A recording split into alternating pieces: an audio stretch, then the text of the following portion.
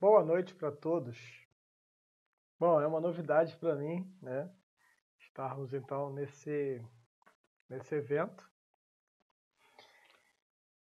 atrás de uma câmera, né? Deixa eu só terminar de configurar aqui para estar falando com vocês.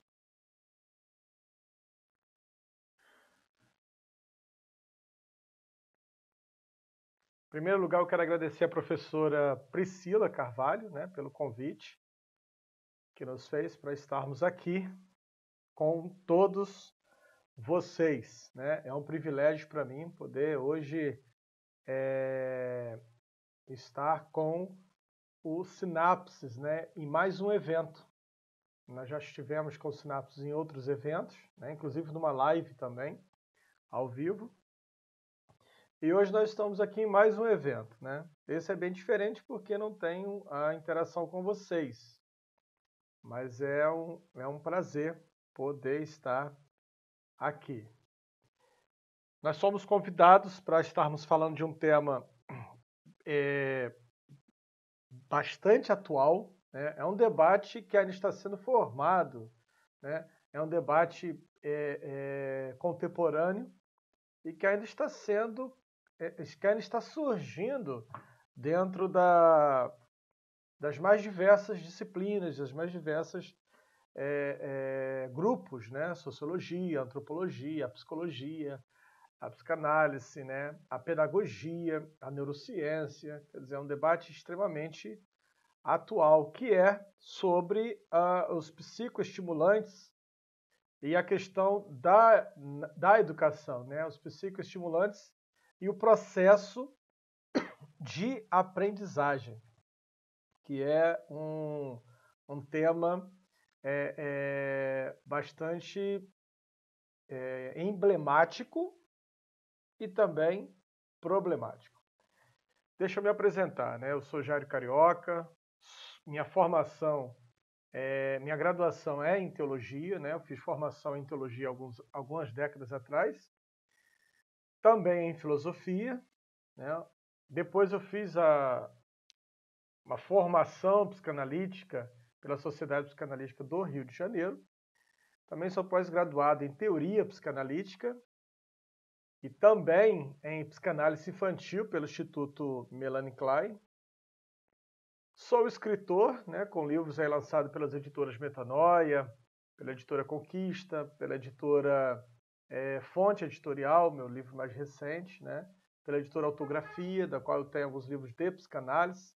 Também sou poeta, né, com trabalhos mais diversos dentro do campo da literatura, né, tendo uma escrita poética que se manifesta como uma escrita de resistência, como uma escrita de denúncia, né, através da poesia. Sou gestor aqui no Rio de Janeiro, falo com vocês do Rio de Janeiro.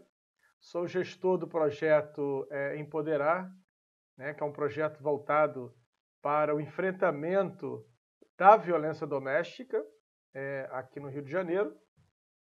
E atualmente faço parte do Legesex, que é um grupo de pesquisa da Universidade Federal Rural do Rio de Janeiro, onde eu sou, né, um pesquisador sobre o uso perverso da corporeidade feminina na lógica capitalística, nesse laboratório de educação, gênero e sexualidades da Universidade Federal Rural do Rio de Janeiro, né, com essa linha de pesquisa também bastante contemporâneo. E a partir então desse lugar, né, desse lugar de pesquisador, desse lugar de psicanalista, que eu estarei falando com vocês, que também, né, também sou professor, faço parte também do campo da educação. Então é desse lugar de educador, é desse lugar de pesquisador, é desse lugar de psicanalista que eu vou estar falando, então, com vocês.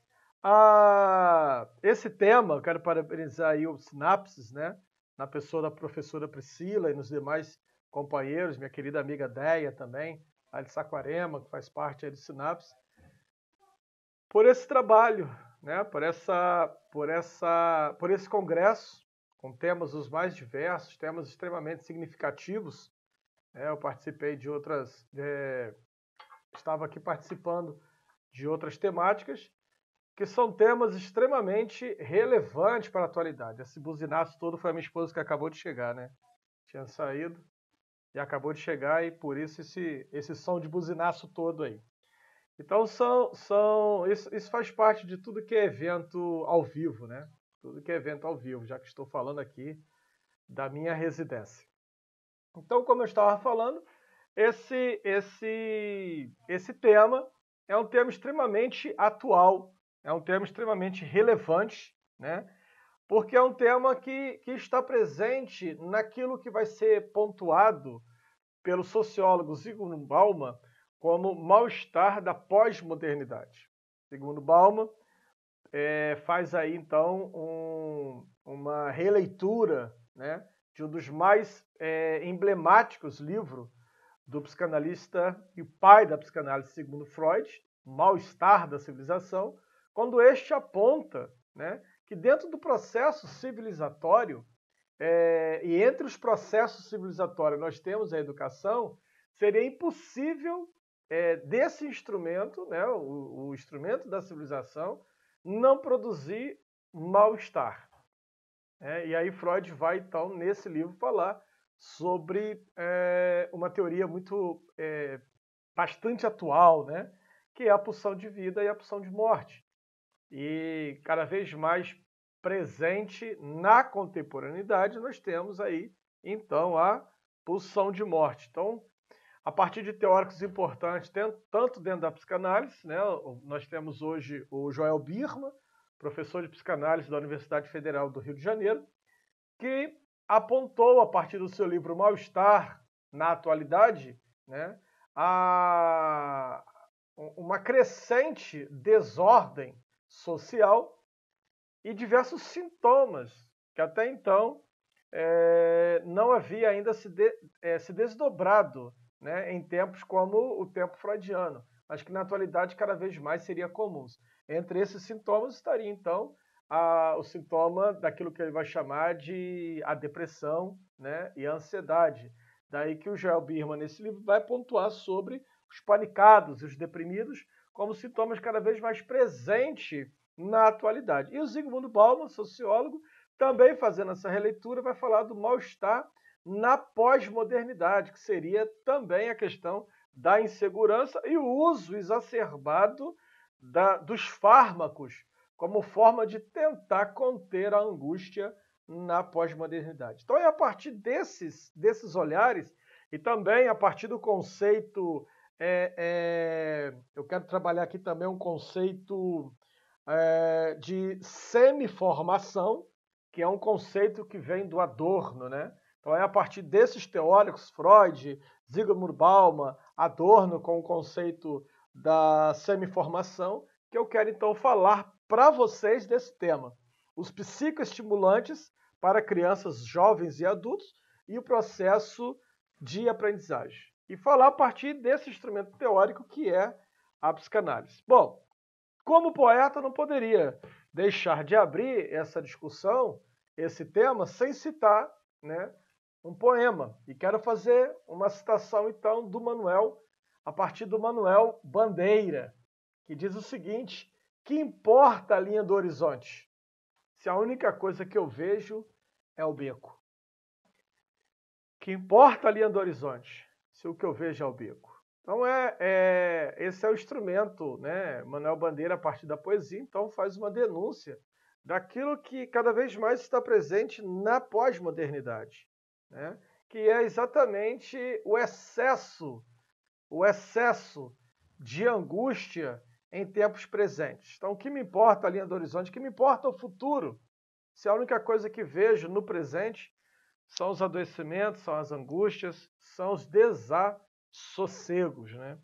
E é a partir desse poema, então, que eu abro o nosso debate sobre esse tema. Ao longo da história médica, o transtorno de déficit de atenção e hiperatividade criaram um verdadeiro engodo, do qual o vínculo entre os sintomas de déficit de atenção e hiperatividade acabou culminando no diagnóstico daquilo que é muito conhecido dentro da área de educação, que é o TDAH. A escola revela sua importância no enquadramento disciplinar do corpo, posta pela ordem médica, em que nada pode estar fora dos padrões estabelecidos, né? O que não se enquadra, logo, é encaixado em um diagnóstico e numa terapêutica, do qual dificilmente a criança se livrará. Este é um fator fundamental na transformação social que, legitimado pela escola em que tudo escapa, fica aprisionado nas malhas da socialização. Isto é, as crianças, antes de terem podido se formar, tornam-se assim presas à lógica do capital, aquilo que o Adorno vai chamar então de processo de semiformação.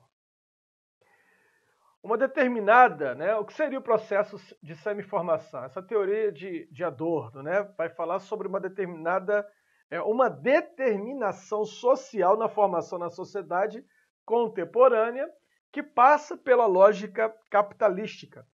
Nessa perspectiva, a sociedade deve ser apreendida em seu processo de reprodução material como reificação, mediação socialmente invertida. Cabe à teoria ir além do momento subjetivo da coisificação ao decifrar as determinações objetivas da subjetividade. Não basta só revelar o sujeito por trás da reificação. Ele é também socialmente determinado na adequação ao vigente, como sujeito que se sujeita, e não como sujeito que experiencia as contradições sociais da produção efetiva da sociedade, ocultas, assim, ideologicamente na ordem social, imposta pela indústria cultural. A educação, nesse aspecto, deixa de ser idealista. Uma educação que permite a emancipação, mas acaba dialeticamente baseada na crítica à semi-informação real e se orienta, então, por possibilidades presentes, embora não concretizadas, na experiência das contradições da formação social efetiva. E assim, cultura e formação, né, precisam ser examinadas fora do âmbito estritamente cultural pedagógico definidos na sociedade, para serem investigados no plano da própria produção social da sociedade em sua forma determinada. No livro do Adorno, né, Crítica Cultural e Sociedade, ele destaca que hoje a sociedade, ela própria é sua ideologia. E assim, né, o que nós temos é aquilo que Freud já havia denunciado no mal-estar da civilização, onde a sociedade se torna um fim em si mesmo. Dessa forma, essa ideologia já não seria um conjunto ideal no plano das ideias, né, mas a própria ordem social. E aí a semi-formação vai muito além de uma perturbação pedagógica no interior de uma determinada situação social e educacional. Acaba se referindo a uma forma ordenada na sociedade contemporânea, determinada conforme um certo modo de produção social dos homens, e somente nesse âmbito pode ser adequadamente, né, apreendida. Eu trouxe aqui o livro do Gilbert Dimmenstein, né, e do Rubem Alves, psicanalista e o pedagogo. No livro Fomos Maus Alunos, onde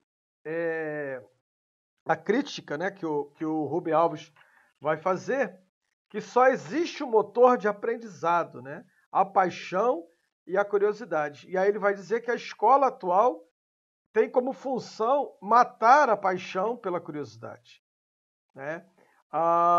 É como se o que Rubem Alves de Dimmenstein está falando é que sem a paixão e sem a curiosidade, você então não teria um processo educatório. O que você seria um processo de contenção do sujeito. O sujeito não se emanciparia pela educação, ao contrário, ele ficaria enquadrado dentro daquilo que a ordem social capitalística necessita dele. Dessa forma, é preciso aplicar toda a energia para que a educação seja uma educação para a contradição e para a resistência no existente. Mas para se contradizer e resistir como modo de ir além do plano de reconstrução cultural e da vigência da semi-formação, referindo-se ao plano, então, da vida efetiva. Por exemplo, mostrando aos alunos as falsidades presentes na vida da sociedade culturalmente construída, despertando assim a consciência quanto ao que os homens são enganados de modo permanente. Então seria, na visão do Adorno, na visão do Rubem Alves, na visão do Gilberto Dimstai, o que se deveria fazer, o que a educação precisa fazer, o objetivo da educação é exatamente criar sujeitos que tenham capacidade crítica e que possam perceber como a lógica capitalística tem o objetivo de criar um engodo permanente, né? Nós temos essa crítica, por exemplo, no filme Matrix, onde em uma das cenas presentes do filme, você tem uma personagem que, sabendo que Matrix é uma mentira, ele prefere viver essa mentira, né, do que lidar com a realidade, já que lidar com o real, de acordo com Lacan, é lidar exatamente com a angústia, é lidar exatamente com aquilo que é a existência, é lidar com o sofrimento, né? A psicanalista Anna Freud, filha de Freud, ela vai dizer o seguinte, ela diz assim, olha, se você acordou com aquela sensação de vazio, se você acordou com aquela sensação de mal-estar, se você tem aquela sensação de falta, então seja bem-vindo à existência, significa que você está vivo. E é com essa dimensão de realidade que cada vez menos nós queremos nos adequar na pós-modernidade. Cada vez menos é como diz o personagem no filme, né? O que se deseja é uma mentira. O que se deseja é uma Matrix. E na cena do filme é emblemático porque ele está no restaurante cortando um bife suculento, né? Um bife mal passado. E aí ele pega o bife e fala, eu sei que esse bife não é real. Eu sei que tudo isso é uma produção neurosintética na minha mente. Né? Tudo isso são apenas cadeias de sinapses que passam para o meu cérebro que esse bife é real e que esse sabor e que ele é gostoso. Mas ainda assim eu prefiro essa mentira. Então é esse engodo que Adorno está aqui denunciando, né? E é desse engodo que eu quero falar com vocês nesse nosso congresso. É desse engodo que eu quero falar com vocês nesse nosso congresso, né? Porque é a partir dessa crítica que eu quero fazer, né? Se eu conseguir fazer com que vocês enxerguem, né, esse processo todo a partir de um olhar mais crítico, então eu terei chegado ao sucesso, né, daquilo que é o meu desejo. Eu sei que durante o congresso diversos temas foram tocados, né? Nós temos os profissionais os mais diversos que vão estar falando desses temas, né? A neurociência, a educação, a psicopedagogia, né? A psicanálise, estão todos temas interligados, mas eu quero exatamente com esse instrumento que é a psicanálise fazer uma crítica daquilo que hoje se passa despercebido dentro do meio educacional. E qual é a minha crítica? Atualmente, o número de crianças diagnosticadas com TDAH no ensino regular é tão alarmante que tem chamado a atenção até mesmo da área médica, né? A obtenção desse diagnóstico pode ocorrer de diversas maneiras. Mas o que chama a atenção é que a entrada da criança no ambiente escolar acaba se constituindo, que é um fator que constitui um marco decisivo, né, na vida dessa criança, também acaba sendo um marco decisivo no sentido em que evidencia o aparecimento de um transtorno cuja sigla TDAH irá conferir a essa criança uma marca inconteste, uma marca que a seguirá por toda a sua existência, né? Não só pela adjetivação, né, hiperativo, da qual essa criança será lembrada, mas sobretudo pela terapêutica empregada. Afinal de contas, o TDAH é um dos sintomas manifestos da sociedade atual. Eu tenho alguns analisantes, né, que chegam na minha clínica que já se apresentam a partir desse diagnóstico. Eles já chegam dizendo que eles são portadores de TDAH. É como se esse nome, né, esse sintoma, dissesse quem ele é. É uma marca que o adjetiva para a vida inteira. e ele não consegue se enxergar dentro de uma identidade, outra, que não seja essa, a identidade, né, de um sujeito que possui um transtorno, um déficit de atenção e hiperatividade. Então, o que eu quero trazer como crítica aqui é que muitas vezes o caminho que leva esse sujeito ao diagnóstico e à prescrição da medicação, ele se dá por duas vias, né? E aí a gente começa a observar também a questão das classes, né? Daquilo que o Adorno vai trazer como crítica sobre o sujeito das massas, né? Sobre a questão também das classes. Se ele é um sujeito que está dentro de uma classificação, né? Dentro de uma classe pobre, menos favorecido, né? Se ele é usuário da rede pública de ensino, e aí ele tem no início da escola, a partir da dificuldade de aprendizagem ou uma insubordinação correlata, né, de um mau comportamento, a escola então se ocupa dos encaminhamentos médicos ou aciona o conselho tutelar. Então você vai ver que, a partir dessa observação da escola sobre um mau comportamento ou sobre uma dificuldade de aprendizagem, né, a escola então vai fazer um encaminhamento médico e vai acionar o conselho tutelar. Agora, se essa criança pertence a uma classe mais rica, se ela é cliente de um sistema privado de ensino, olha, a gente saiu do usuário, né, da rede pública para o cliente. Olha como, né, o jargão muda, de usuário da rede pública para o cliente, ou seja, o atravessamento capitalístico modifica a forma como o sujeito é visto. E aí ele é um cliente do sistema privado de ensino, o ciclo é semelhante, mas tem uma exceção. Ele também é encaminhado, né, para o atendimento médico, só que agora com uma exceção, é que ele não está vulnerável à tutela e à vigilância do Estado. O conselho tutelar não será acionado. Nesse caso, a escola apenas vai encaminhar o sujeito ao psicólogo, este ao neuropediatra, que vai prescrever o medicamento, mas esse sujeito não será chancelado, tutelado pela vigilância do Estado, que é, inclusive, um dos apontamentos de sintoma de mal-estar da pós-modernidade, denunciado aí pelo Zygmunt Bauman. Zygmunt Bauman vai dizer que na pós-modernidade, cada vez mais a vigilância do Estado privará do sujeito a liberdade, né? Essa semana o TikTok foi proibido nos Estados Unidos, porque, de acordo com o governo estadunidense, esse aplicativo coleta dado dos usuários, né? E a partir disso, então, estaria privando a liberdade dos mesmos. Mas, ora, não é a mesma coisa que faz o Facebook e que faz o Google, duas gigantes estadunidenses? Mas aí o TikTok não é estadunidense, né? Então você vê que a gente tem esse discurso que o Zygmunt Bauman vai trazer, que é exatamente em que cada vez mais o Estado terá uma maior vigilância sobre os seus habitantes, e cada vez menos nós teremos liberdade. Isso faz então com que o sujeito se sinta vigiado o tempo todo. Isso faz com que o sujeito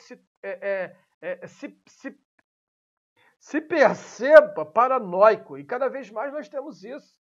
Cada vez mais nós recebemos no consultório, né, neuróticos com esses sintomas, que são sintomas da psicose. A paranoia, as manias persecutórias, não são sintomas da estrutura neurótica, são sintomas da estrutura psicótica, mas cada vez mais presentes nas estruturas neuróticas. Então, o que nós estamos vendo, né, é, inclusive, inversão nas estruturas. E isso tem chamado a atenção os diversos especialistas, né, dentro dessa abordagem. Outra questão também é que, no momento em que a educação para, porque o sujeito ele é hiperativo, ou ele não consegue se ajustar, e aí o sistema escolar, o sistema de educação para e encaminha esse sujeito para o médico. O que se faz com essa atitude, né? O que se legitima com isso é delegar à medicina a tarefa de normatizar e legislar sobre a vida humana. Que aí, a partir desse momento, o sujeito perde a sua subjetividade.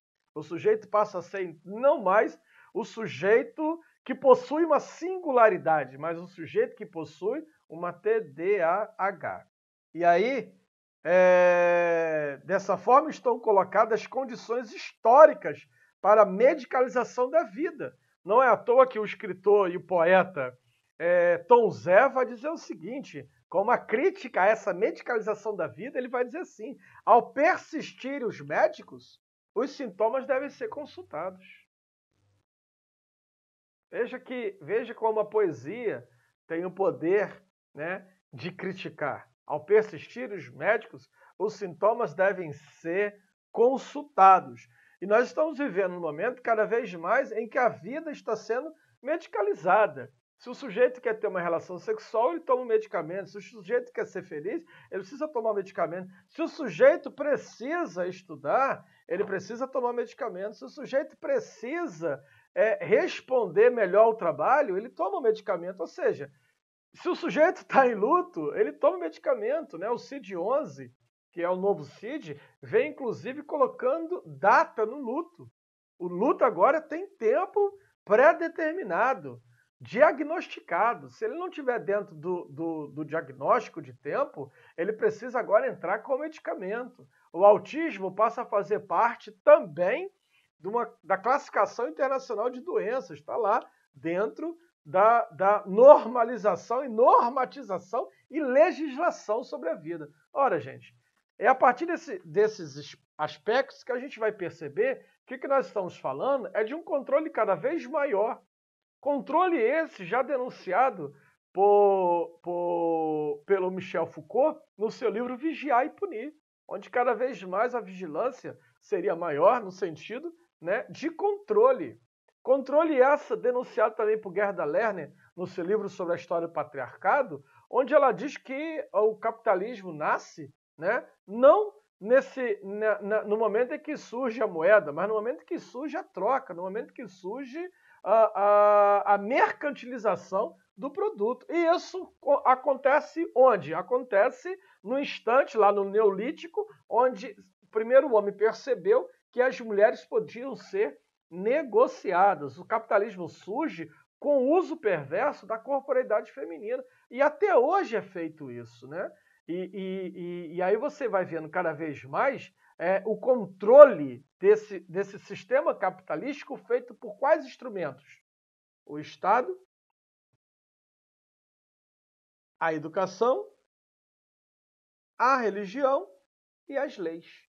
Os instrumentos que mantêm, né, o sistema de controle sobre o indivíduo. Veja que a educação está dentro disso e que não está desassociado dos outros. Quando você pega a história da psiquiatria, você vai observar que ela surge a partir do movimento calvinista estadunidense de produzir uma resposta, e olha que a gente está falando de um elemento religioso. O calvinismo estadunidense, com a sua lógica, né, de eleição e de predestinação, né, a partir da sua teologia de predestinação, ela cria, então, um modelo onde a prosperidade, a riqueza estava associada a uma benesse de Deus.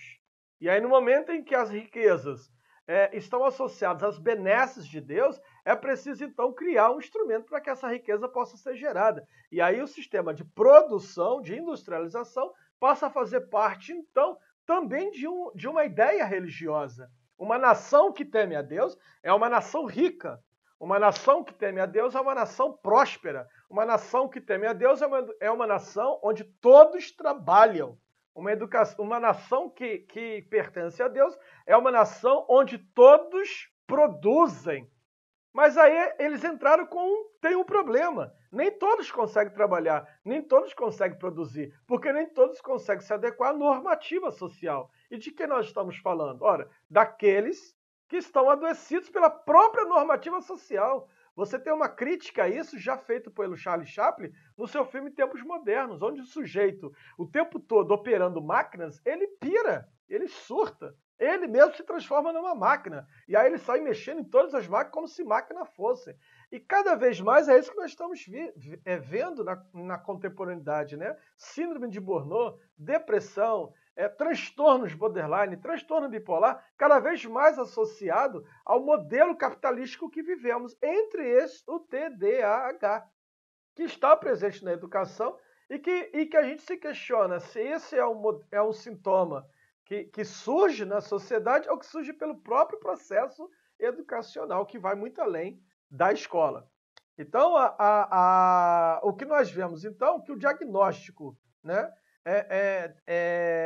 como eu estava terminando aqui o assunto da psiquiatria estadunidense, né, então você tem uma psiquiatria que vai surgir para dar nome a esses sujeitos que não conseguiam produzir, a esses sujeitos que piravam, que enlouqueciam. E aí você tem o nascimento, então, do DSM, que aqui no Brasil vai ser o CID, né, Classificação Internacional de Doenças. Então, o sistema cria algo fingindo incluir para excluir. Então, o sujeito perde a sua singularidade, o sujeito perde a sua subjetividade e ganha com isso um CID.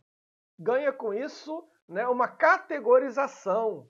Ganha com isso um nome para que ele possa, então, se adequar à normatização e à legislação. Ele deixa de ser um usuário, ele deixa de ser um produtor, ele deixa de ser um sujeito capaz de produzir, porque ele tem uma doença. Então, na sociedade contemporânea, capitalística, principalmente no modelo calvinista estadunidense, o sujeito só pode parar de produzir se ele tiver uma doença. E a partir disso, então, ele deixa de ser ele passa a ser a doença. Não é à toa que nos grupos de mútua ajuda, né, que vão surgir dentro do modelo estadunidense, o sujeito não tem nome. Ele fala, boa tarde, bom dia, boa noite, eu sou fulano de tal, mais um dependente químico, mais um alcoolista. O sujeito precisa se identificar pela doença. Então, o grupo não se reúne por causa da subjetividade. O grupo se reúne porque, em comum, eles têm o quê? Um adoecimento. Cada vez mais, isso se torna a norma dentro da sociedade movida pela lógica capitalística. Então, o que nós estamos falando aqui é que são colocadas, né, condições históricas, é isso que nós estamos vivendo, condições históricas para a medicalização da vida. E entre essas condições históricas, nós incluímos aqui os problemas de aprendizagem. Então, o tratamento do TDAH com a medicalização utilizada. E que medicalização é essa? Alguns anos atrás, o escritor Pedro Bandeira, escrevendo o livro Infanto Juvenil, vai falar sobre a droga da obediência. Né? E aí o Pedro Bandeira já fazia uma crítica sobre os medicamentos utilizados para o TDAH, né? Que são os medicamentos que vão receber esse nome, a droga da obediência. O sujeito é hiperativo, dá uma droga para ele obedecer. O sujeito tem déficit de atenção, dá uma droga para ele obedecer. A droga da obediência, que vai ter diversos nomes, né? As ritalinas da vida. O diagnóstico é complexo exatamente pela ocorrência de comorbidades, como dificuldade de aprendizagem, transtorno de ansiedade de conduta, né? E depende fortemente de relatos de professores e pais, posto que nenhum exame laboratorial consegue prever determinado tipo de diagnóstico. A medicalização, então, é resultado de um processo de conversão de questões humanas e sociais em questões biológicas. Olha como é que a coisa ocorre, né? A gente sai, então, de questões humanas e sociais, que é o que nós estamos falando até agora, a gente sai do mal-estar da civilização, a gente sai do mal-estar produzido pela pós-modernidade e transformamos isso em um problema biológico. E aí, assim, a gente transforma os problemas da vida em uma doença. Espero que vocês estejam conseguindo aí me acompanhar, que é difícil a gente estar no congresso sem estar interagindo, né? Sem o pessoal estar levantando a mão, fazendo perguntas e tal. Enfim. Esses são... Bem-vindo ao admirável mundo novo. E é assim que se medicaliza, né, a educação. transformando problemas pedagógicos e políticos em questões da medicina. Cada vez mais nós temos a medicina presente dentro do sistema educacional, né? E aquilo que era um problema, uma questão humana, social, aquilo que era um problema pedagógico, cada vez mais passa a ser transformado em um problema, em uma questão, em um problema biológico, uma questão da medicina. E assim se valida cada vez mais o discurso médico-psicológico, em que a pedagogia não deixa de fazer a manutenção dessa mesma prática, quando ela desresponsabiliza a escola e a família. E o que é que nós temos? O que é que nós temos quando desresponsabilizamos a escola e a família? O que nós temos é uma culpabilização da criança pela sua incapacidade de aprender. Então, deslocamos a responsabilidade da escola e da família para gerar uma culpa na criança, por ela não conseguir aprender. E aí o Demenstein tem uma fala muito interessante nesse livro, que ele diz o seguinte, né? Ele diz assim, o tempo todo eu era chamado de burro, pois eu não conseguia aprender. E a escola, para mim, era um processo muito doloroso. As pessoas diziam que eu não falava direito e eu não conseguia, de forma nenhuma, aprender. Era como se todo dia alguém me dissesse, você é um fracasso. A escola, para mim, era a história de um fracasso. E isso foi ficando cada vez mais na minha cabeça. Para você ver como é que é. Isso nós estamos falando de hoje um dos maiores pedagogos, né? O Gilberto Demenstein. Para você ver como é que a escola acaba gerando esse processo extremamente doloroso, né? Quanto maior o nível de dopamina e noradrenalina no córtex pré-frontal e no corpo estriado, maior a sensação de prazer produzida. Consequentemente, a criança se dessensibilizará perante as situações rotineiras da vida, tão logo esse fármaco lhe seja retirado, o que tende a induzir a sua utilização prolongada. E aí nós temos uma pesquisa, né, do Ministério da Saúde, em 2012, feita pela Anvisa, que vai dizer o seguinte: especula-se que aumentos desnecessários de dopamina durante a infância podem alterar o desenvolvimento do cérebro. Como a medicação costuma ser retirada em torno dos 18 anos, esses jovens acabam se tornando adictos à cocaína na vida adulta e utilizam a cocaína como modo de substituir a droga legal que tomaram por anos. Eu trabalho também com dependência química, fui coordenador do Centro de Atendimento, Centro de Acolhimento Regionalizado de Álcools e Outras Drogas aqui em Campo Grande durante 8 anos, né, no governo aí do Sérgio Cabral. E era muito comum, nós fizemos esse levantamento, né, nessa época mesmo, em 2012, era muito comum entre os nossos usuários, todos eles adultos, né, a grande maioria começou o seu uso de droga não com a cocaína, mas com as drogas legais na infância. A maioria dessas drogas retiradas por volta dos 18 anos, né? A maioria delas retiradas por volta dos 18 anos. Mas o problema exatamente da dessensibilização, ou seja, o sujeito estava... o sujeito não era mais sensível à vida. Ele estava viciado na dopamina, né? Viciado na noradrenalina, viciado o tempo todo nessa busca de felicidade.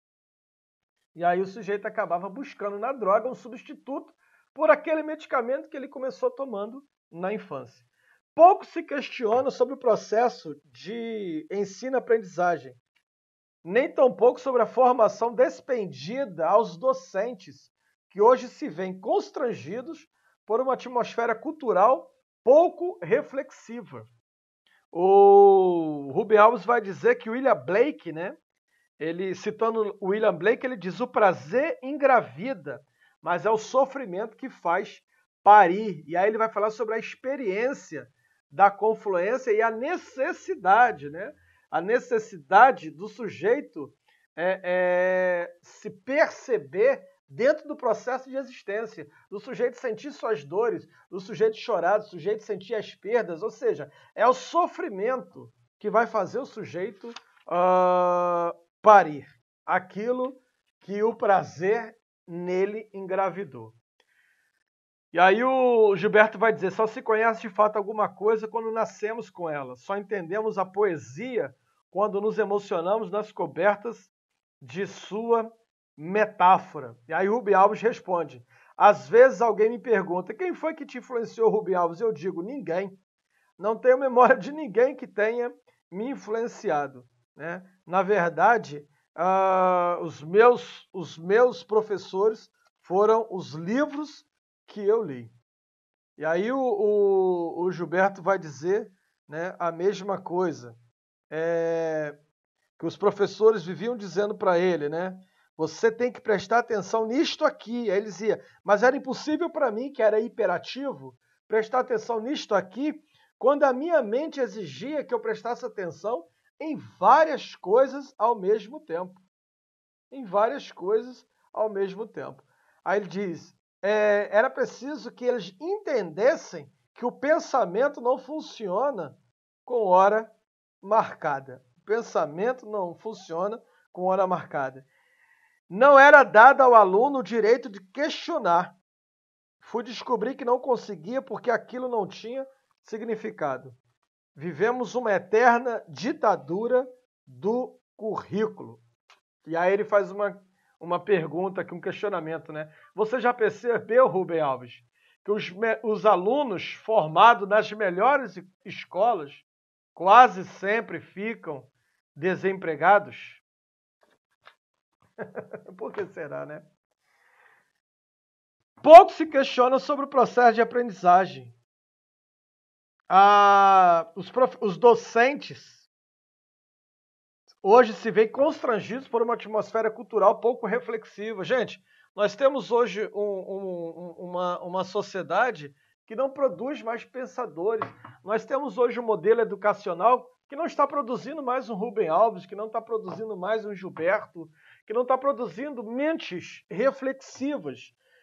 Ontem mesmo eu fiz uma live que eu falava sobre isso, né? O sistema educacional, movido pela lógica capitalística, é um sistema cada vez mais voltado para o mercado de trabalho. E hoje nós temos universidades com esse mote. Preparamos pessoas para o mercado de trabalho. Cara, quando uma universidade chega a colocar isso como seu lema, ela está exatamente escancarando aquilo que hoje é o nosso sistema educacional. Não se prepara mais filósofos, não se prepara mais pensadores, não se prepara mais sociólogos, historiadores, ao contrário, as humanidades estão proibidas nas escolas.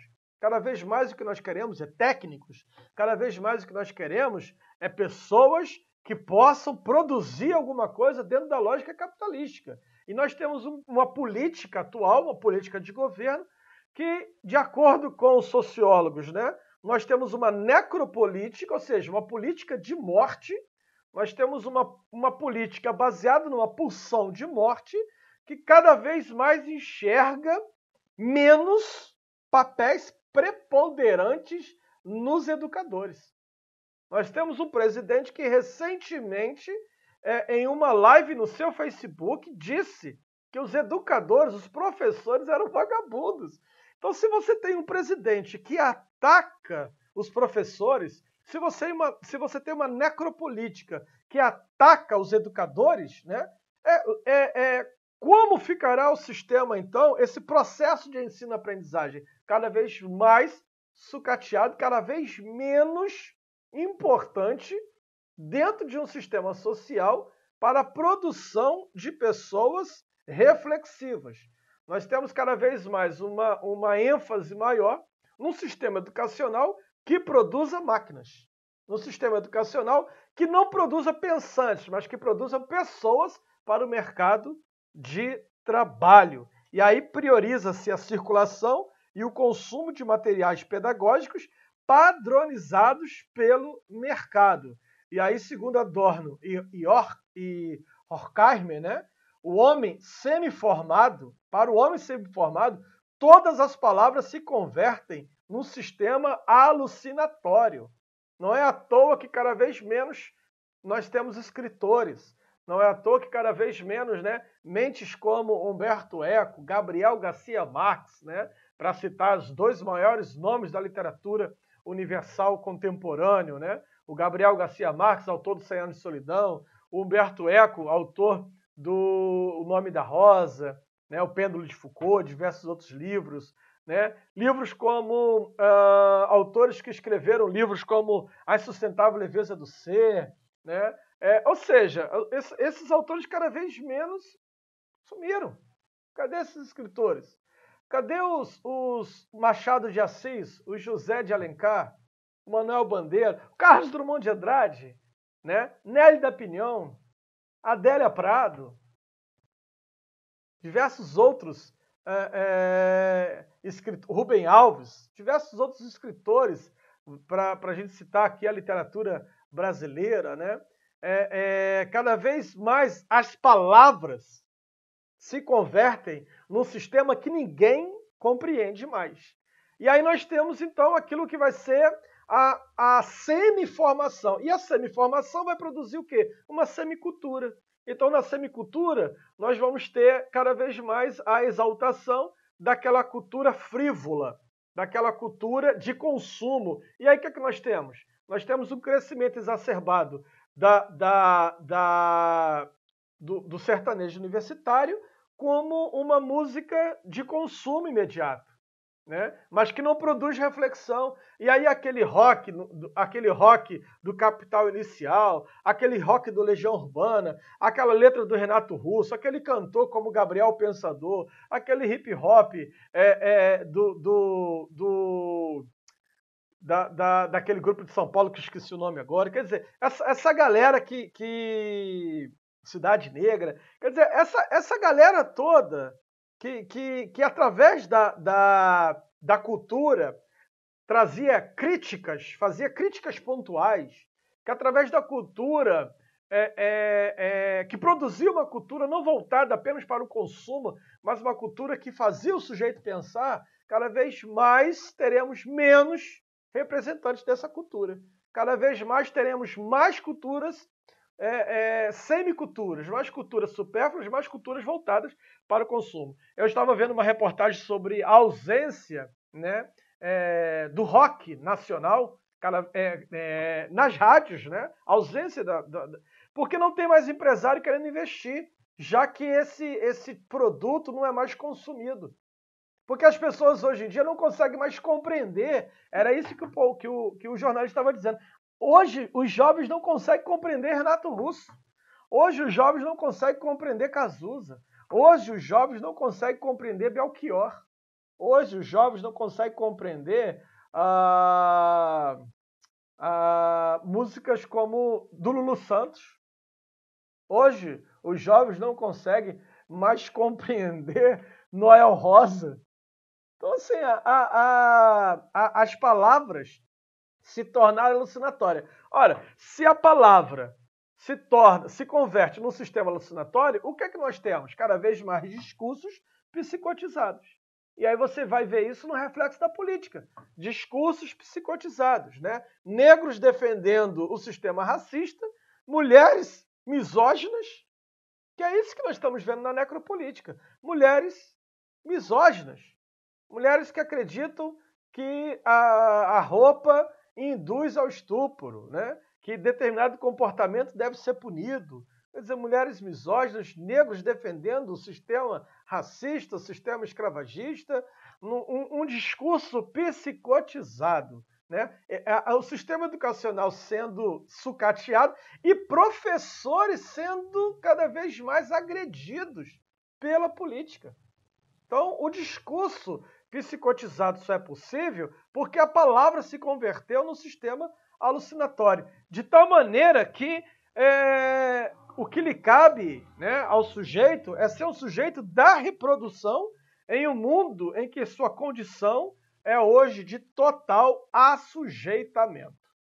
Então, a condição do sujeito hoje é de total assujeitamento, total passividade. Essa semana um amigo dizia assim, caramba, mas diante de toda essa carestia, diante de todo esse preço exorbitante, diante de tanto mal-estar, caramba, cadê a galera que foi para a rua por causa de 30 centavos? Essa galera não existe mais. Por que não existe mais? Porque o sistema educacional está cada vez mais produzindo pessoas dentro de uma condição de assujeitamento. Hoje, ninguém mais se revolta. Tiraram dessa juventude, tiraram da modernidade a capacidade de se revoltar. E aí no mito do Sísifo, né, do escritor Albert Camus, ele vai dizer que uma sociedade, uma humanidade incapaz de se revoltar, a única possibilidade cabível é a loucura. Diante do sofrimento, ou o sujeito se revolta, ou o sujeito enlouquece. E aí, cada vez mais, o que nós temos visto é isso, né? Um sujeito incapaz de se revoltar, porque ele está cada vez mais o que? Adoecido. E aí, quem lucra com isso, de novo, o sistema. Olha como é que nós abrimos a nossa palestra, né? O sistema social se torna um fim em si mesmo. Então, mesmo o sistema que te adoece, é o sistema que te medicaliza, para que você possa continuar funcionando dentro da lógica perversa capitalística. Bom, vamos continuando aqui. A relação estabelecida entre a criança com TDAH e o universo escolar é amparada pela própria descrição do transtorno e do tratamento, ofertado especialmente no chamado período da escolarização, o que torna necessária a busca pela compreensão do que acontece com essas crianças ou com essa geração. Afinal, elas estão acorrentadas por um sistema educacional cada vez mais incapaz de acolher devidamente a subjetividade humana em sua singularidade. Cada vez mais é proibido o sujeito pensar, cada vez mais é proibido o sujeito ser. Hoje a lógica não é ser, hoje a lógica é estar bem na foto. E assim o sujeito se deixa aprisionar pelas demandas da sociedade capitalística. Não é à toa que cada vez mais o que cresce são os produtos de consumo, né, midiáticos ou de interação social dentro de uma lógica capitalística. Outro dia eu me questionava como é que um aplicativo como o TikTok, que não tem função nenhuma, se tornou um fenômeno absurdo, onde não se faz nada ali, né? É um troço extremamente supérfluo. É exatamente pela sociedade que hoje nós vivemos, uma sociedade supérflua. Se você escreve um texto de denúncia e posta, você vai ter aí 5, 10 curtidas. Mas se você faz alguma coisa qualquer sem menor valor, você vai ter aí zilhões de curtidas. Cada vez mais nós estamos vivendo numa sociedade falida no seu quesito pensar. Visto que não há mais uma etiologia, ou seja, o estudo das causas das doenças, e uma historicidade a serem consideradas, a verdade do sintoma transtorno está no funcionamento bioquímico. Hoje tudo é explicado pela via da neurociência. Hoje tudo é explicado pela via da bioquímica. Aquilo que Freud fez em 1900, que era a etiologia da neurose, ou seja, descobrir a origem da neurose, e é a partir da etiologia da neurose que vai nascer a psicanálise. Aquilo que Freud fez lá atrás, a etiologia da histeria, é que vai fazer surgir a psicanálise. Hoje não existe mais. Hoje não existe mais etiologia. Hoje não se busca mais a causa da doença. Hoje se trata os sintomas. E aí, cada vez mais dentro dessa lógica de tratar os sintomas, né, a cada vez mais as respostas serão bioquímicas e os efeitos da medicação vão dando validade a um ou a outro diagnóstico. Em 1957, o TDAH era descrito como síndrome do impulso hipercinético. Em 1960, foi renomeado como síndrome da criança hiperativa. Em 1970, foi diagnosticado, o diagnóstico até então centrado na hiperatividade, deslocou-se para o sintoma de desatenção, legitimando ainda mais a patologização de indivíduos que não conseguiam se adaptar à norma social vigente e a novos modelos de ensino-aprendizagem. De tal maneira agora que os modelos de ensino-aprendizagem eram voltados para esse modelo de déficit. Posso dizer, então, que por essa via a educação revela sua importância no enquadramento disciplinar do corpo em escala de massa colocada pela ordem médica, um fator fundamental na transformação social desejada e legitimada pelas políticas educacionais. Adorno veio chamar de processo de semi-formação tudo que fica aprisionado nas malhas da socialização e da lógica do mercado. As camadas desprivilegiadas, antes de terem podido se formar, tornam-se presas das consequências mediadas por uma ideologia onde a semi-formação se deixa edulcorar como substituto da cultura propriamente dita. Essa mutação subjetiva está entrelaçada com o uso cada vez mais constante de drogas psicoestimulantes, no intuito de aumentar a atenção e o controle do comportamento da criança, além de sua constituição ser marcada pelo excesso de imagem via computadores, tablets, jogos eletrônicos, enfim, uma exposição em excesso à cultura das mídias digitais. E assim nós chegamos, então, à crítica, né, do Adorno e do Horkheimer, onde eles falam sobre os choques imagéticos, os quais auxiliam na problematização do diagnóstico do TDAH, e estamos, então, numa geração movida por psicoestimulantes. Veja bem que os psicoestimulantes não são só as drogas, né? A gente tem hoje uma geração movida por psicoestimulantes. Com isso, nós podemos dizer que o choque de imagens levou esse regime de atenção total, cujo déficit é um dos sintomas manifestos da sociedade atual. Hoje, o jovem não se desliga. Hoje, as crianças, cada vez em números mais novos, estão já recebendo celulares e tablets de presente dos seus pais. Hoje existe celular e tablet voltado já para crianças de 2 anos, 3 anos, né? Então, cada vez mais as crianças estão com excesso de imagens na sua mente. Então, esse choque de imagem que acaba gerando um regime de atenção total que, como sintoma, vai gerar um déficit. Exatamente porque hoje o jovem não desliga. Antigamente, né? Você lia o livro, você fechava o livro, descansava. Hoje não. Hoje o jovem está no celular, sai do celular, vai para o videogame, sai do videogame, vai para o tablet, sai do tablet, vai para a televisão. Você tem cada vez mais uma produção maior, né? Programas infantis, é isso, é aquilo e tal. Cara, eu vejo crianças já com 1 aninho, 1 aninho e meio, é Lucas Neto, é isso e tal, o dia inteiro. A criança não desliga. E aí você tem programas até para dormir. A criança vai dormir, a mãe tem lá um programinha que ela coloca na televisão, já de uma música, ou seja, não se desliga. Então é mais simples para essas crianças. Hoje nós temos crianças hiperativas, que permanecem o tempo todo concentradas em computadores, internet, jogos virtuais, redes sociais, televisores 3D, entre outros, pois esses aparelhos lhe trazem prazer e os levam para uma satisfação imediata das suas pulsões. Hoje já existem crianças que já são blogueiras, já são influenciadoras, crianças que não desligam e tem a partir disso, nesses aparelhos, né, a satisfação imediata das suas pulsões. O Freud, na sua teoria da pulsão de vida e pulsão de morte, né, ele vai dizer que é na pulsão de morte que o sujeito vai buscar o tempo todo uma sensação de aumento de energia que vai repetir assim situações desprazerosas, principalmente os sonhos nas neuroses traumáticas. É cada vez maior o número de pacientes que chegam no meu consultório com pesadelos, né? Cada vez maior. Por causa exatamente desse estado de superalerta intensificado, né, pelo foco nas atividades repetitivas.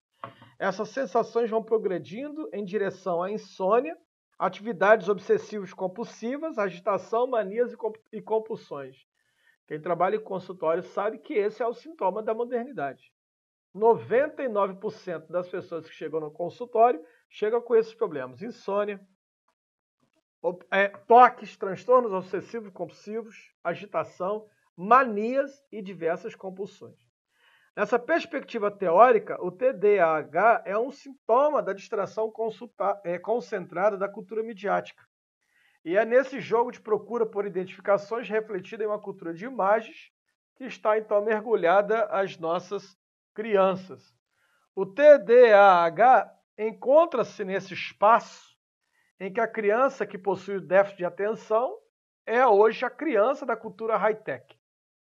É nesse sentido, os sintomas do transtorno acabam se tornando sintomas da sociedade contemporânea, movida cada vez mais por uma cultura multimediática e uma cultura medicalizada. Nessa perspectiva teórica, o TDAH é um sintoma da distração concentrada da educação como parte essencial da civilização, que tornou-se um desdobramento da própria sociedade high-tech, cujas tecnologias se sobrepõem aos sujeitos em uma progressiva alienação. A falta de sobressalto de pais, professores e especialistas, com uso contínuo de psicoestimulantes, revela como a medicalização está naturalizada em nossa sociedade high-tech. Isso pode ser observado quando a escola relata uma melhora da criança após a terapêutica empregada. É como se o sintoma TDAH desaparecesse com o disciplinamento do corpo, quando, na verdade, é a cultura multimediática um sintoma da sociedade atual, revelada na naturalização da medicalização da vida que se instala como novo software do sistema operacional cerebral. E assim nós vamos matando cada vez mais, né, a genialidade, assim cada vez mais vai morrendo a subjetividade, cada vez mais vai deixando de existir, né, aquilo que nos diferencia um dos outros, que é a nossa singularidade, através do disciplinamento do corpo. Será por que as escolas militares são tão desejadas na atualidade, principalmente num governo de necropolítica, hein? Por que as escolas militares são aquelas que exatamente que apresentam o melhor desempenho educacional? Exatamente por conta da disciplina, né, da disciplinaridade do corpo. Agora, desempenho educacional não tem nada a ver com educação. Desempenho educacional tem a ver com normatividade, com legislação, né? A educação tem um propósito de produzir mentes reflexivas. E é isso que a gente precisa ter o tempo todo em mente. Porque ao invés da escola olhar cada aluno a partir da sua própria história, da sua singularidade, o que temos é um processo de homogeneização e silenciamento de crianças e adolescentes. E aí aqui o Rubem Alves, ele vai dizer o seguinte, ó.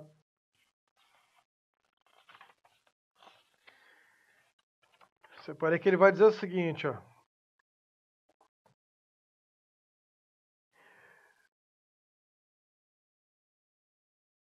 A Vilma Clores de Carvalho escreveu um livro fascinante sobre a vida dela. Ela dava aula no primeiro ano e me dizia que seus piores alunos eram aqueles que haviam tirado as melhores notas no vestibular.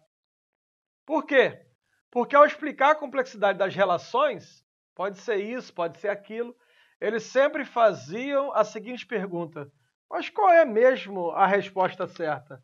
Aqueles alunos, além de aprenderem respostas, aprenderam também que há sempre uma resposta certa para cada pergunta.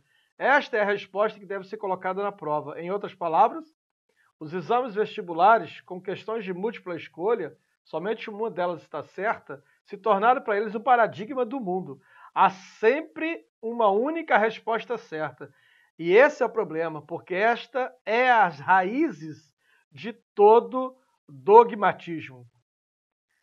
E aí vem o Gilberto que diz: acho que pode ser um avanço para a literatura. Não se pode ensinar Guimarães Rosa, Machado de Assis, Clarice Lispector. Não se pode ensinar esse tipo de coisa.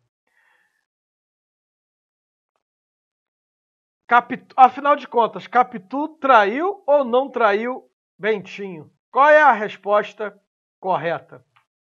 E como se faz o resumo da Nona Sinfonia de Beethoven com as suas 78 rotações?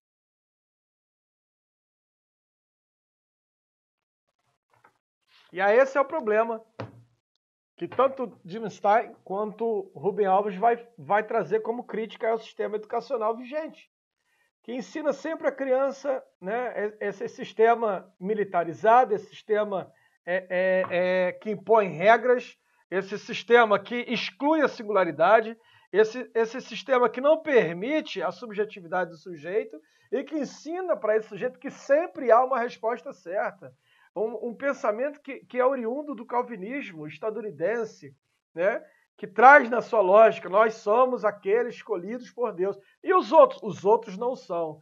Aquele que não conseguiu obter sucesso, aquele que não conseguiu se tornar rico, esse só não fez isso porque ele não é escolhido de Deus. Então você tem, na lógica desse pensamento, a meritocracia, o sistema de exclusão, você tem tudo isso. Isso tudo, meus queridos e minhas queridas, estão dentro do nosso sistema educacional, que através do disciplinamento do corpo, exclui a singularidade do sujeito. E nós já estamos chegando ao nosso final. Professora Priscila, se a senhora puder mandar uma mensagem para mim, dizer alguma coisa. Tá? Estamos chegando ao final. Está certo? Se precisa de alguma coisa, se tem alguma pergunta, me envia aí pelo WhatsApp se tem alguma pergunta que eu precisasse responder, que nós já estamos chegando às nossas conclusões. Então, o que acontecerá com o futuro dessa geração psicoestimulantes em um regime de atenção global devido ao choque de imagens? O que nós temos então, né? Devido ao choque de imagens.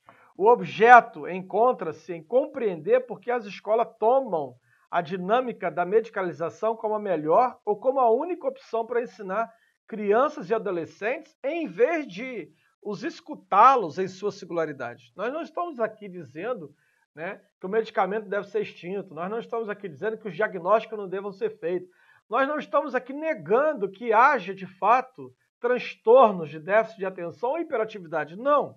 O que nós estamos falando aqui, através da nossa denúncia psicanalítica, é por que não ouvir essas crianças? Por que não ouvir esses adultos? Por que não ouvir esses adolescentes? Antes ou em vez de medicalizá-los? Por que não produzir uma escuta que seja capaz, né, de absorver a singularidade de cada um? É isso que está sendo considerado aqui. O objeto, então, encontra-se exatamente em compreender por que as escolas tomam a via da medicalização como a melhor ou a única opção, e não a via da escuta. Daí a importância cada vez maior de profissionais com capacidade de escutar a singularidade do sujeito.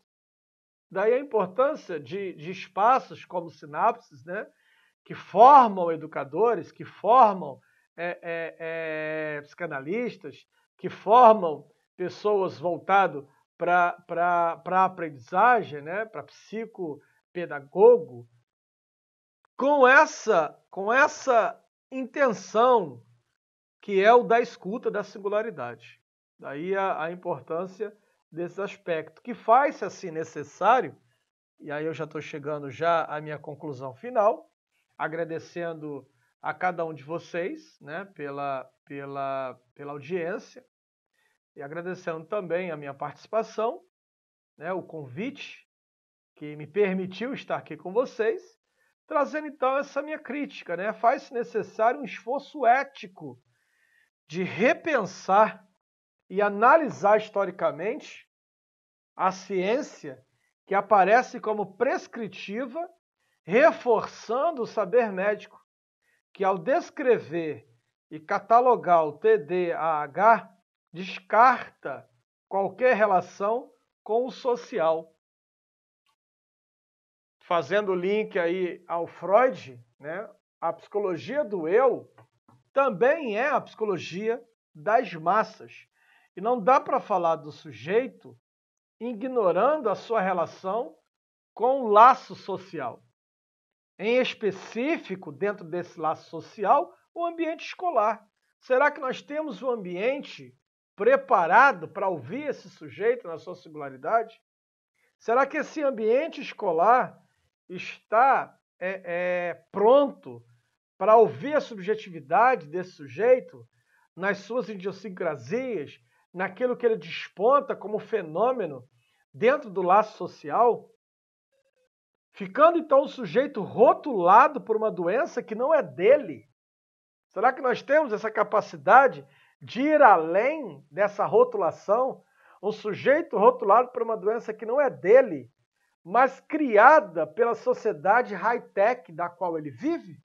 Essa é a minha pergunta para cada um de nós dentro desse nosso congresso. E quero então finalizar citando aquele que é o teórico que eu embasei aqui a nossa fala, que é o Adorno.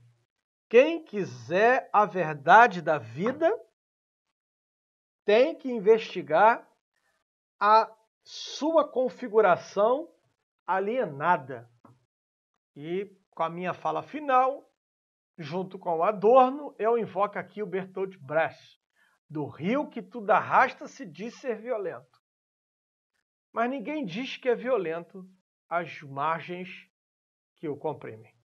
E é exatamente sobre essas margens, e é exatamente essas margens que se configura a alienação do sujeito. E é dentro dessas margens que estão as verdades que precisam ser descobertas, e é a partir dessa minha fala que eu faço aqui um desafio a cada um dos senhores e a cada um das senhoras, que possam olhar o sujeito para além do rótulo, que sejam capazes de olhar o sujeito para além do catálogo, que sejam capazes de olhar o sujeito para além do seu sintoma.